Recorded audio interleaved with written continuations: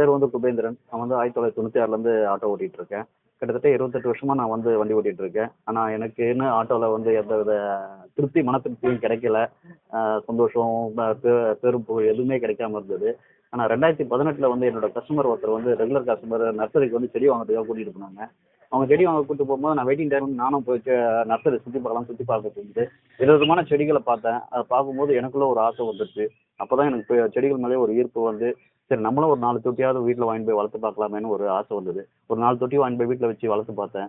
வீட்டில் வந்து வெயில் படாத வீடு, நாளடைவில் எல்லாமே வந்து வாட ஆரம்பிச்சிச்சு.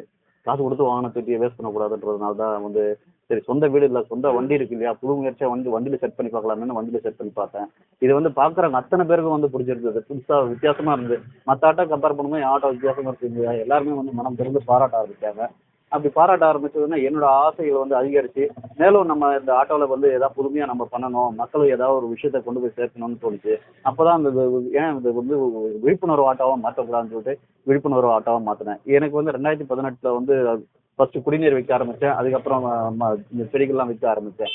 இதால வந்து நிறைய பேரை வந்து என்ன முன்னப்பின்ன தெரியாதவங்க பாராட்டும் போது உண்மையிலேயே என்னோட ஆர்வம் வந்து அதிகரிச்சு ஏதாவது ஒரு விஷயத்தை கொண்டு போய் சேர்க்கணும்னு நான் முடிவு பண்ணியிருக்கேன். இது வந்து இது மட்டும் இல்லாமல் வண்டியில் வந்து குடிநீர் வச்சிருக்கேன். இதால வந்து துப்புரவு பணியாளர் வந்து பாதசாரிகள் வந்து நடந்து போகும்போது எல்லாருமே பயனடைகிறாங்க. அது மட்டும் இல்லாமல் வண்டியில் வந்து புத்தகம்லாம் வச்சிருக்கேன். நான் புத்தகம் இன்னைக்கு இருக்க காலகட்டத்தில் செல்ஃபோனில் தான் எல்லாருமே மொழி இருக்காங்க. அவங்கள வந்து புத்தக வாசிப்பில் திருப்பி ஈடுபடுத்தணுன்ற ஒரு உயர நோக்கத்துக்காக தான் வந்து பயண நேரங்கள்லையாவது அவங்க வந்து புத்தகத்தை எடுத்து வாசிக்கணும் அப்படின்ட்டு நல்ல எண்ணங்கள், திருக்குறள், அக்னி சிறகுகள் அந்த மாதிரி சிறந்த புக்குகள்லாம் வச்சிருக்கேன் நான்.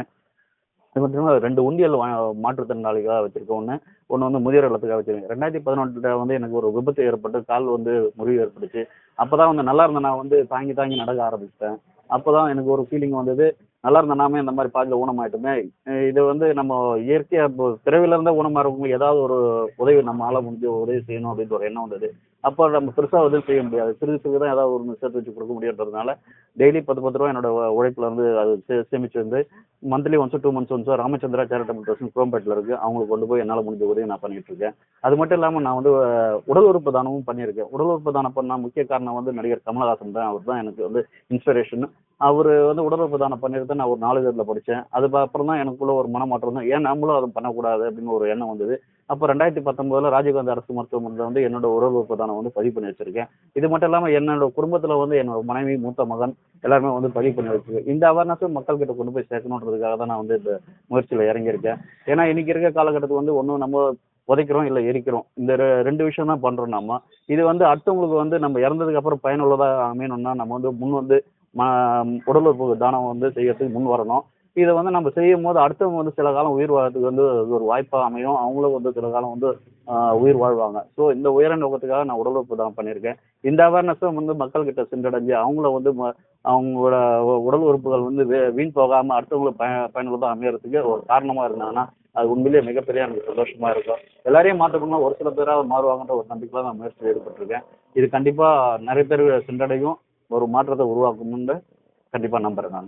ஆட்டோல வர்றவங்க உங்க ஆட்டோவை எப்படி ஃபீல் பண்றாங்க?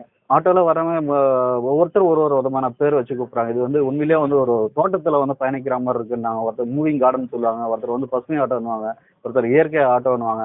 எவ்வளோ டென்ஷன்ல இருந்து நான் வீட்டுல இருந்து கிளம்பி வருவேங்க, பசங்களை ஸ்கூலுக்கு அனுப்புறது, வேலைக்கு போறது வந்து எல்லா டென்ஷன்ல வரும். ஆனா அவங்க வீட்டுல அவங்க ஆட்டோல உட்கார்ந்த உடனே எல்லா டென்ஷன்ல மறக்கிற மாதிரி பண்ணிருக்கு. ஏதோ ஒரு வைப்பு கிடைக்குதுங்க உங்க ஆட்டோலன்னு நிறைய பேர் மனம் திறந்து பாராட்டுறீங்க. இதுக்கு அடிஷனலா செலவெல்லாம் ஏதாவது ஆகுதா? இப்போ சம்மர் வருது, சம்மர்ல இந்த ஆட்டோட கிளைமேட் எப்படி இருக்கும்? சம்மர்ல வந்து அந்த அளவுக்கு ஹாட் எல்லாம் இருக்காது. ஒரு கூலிங்னு சொல்ல முடியாது, வெயில் அவ்வளவா தெரியாது. ஓரளவுக்கு குளுமையான ஒரு சீதோஷன் எல்லாம் என் வண்டியில டிராவல் பண்ண மாதிரி கிடைக்கும். ஏன்னா இயற்கை காற்று 2 பக்கமும் வர்றதுனால இது வந்து ஒரு கூலிங்காக நல்லா இருக்கும். அந்த பசுமையான தோற்றத்தை பார்க்கும் போதே ஒரு உண்மையிலேயே ஒரு வைப்ரேஷன் எல்லாருக்குமே கிடைக்கும். இதுக்கு அடிஷனலா ஏதாவது செலவு பண்ணிட்டு இருக்கீங்களா? கண்டிப்பா இது வந்து வைக்கிறது பெருசு இல்லை. இது வந்து ஆடு மாடு கிட்ட இருந்து பாதுகாக்கணும், குழந்தைங்க கிட்ட இருந்து பாதுகாக்கணும். அப்புறம் அந்த இதை கிளீன் பண்ணணும். அது முதல்ல மெயின்டெனன்ஸ் ரொம்ப ஜாஸ்தி. இது பண்றது பெருசு இல்லை, எல்லாராலையும் பண்ண முடியும். இது பாதுகாக்கிறது தான் ரொம்ப கஷ்டம். அதனாலதான் நிறைய பேர் வந்து இது முன் வரது இல்லை.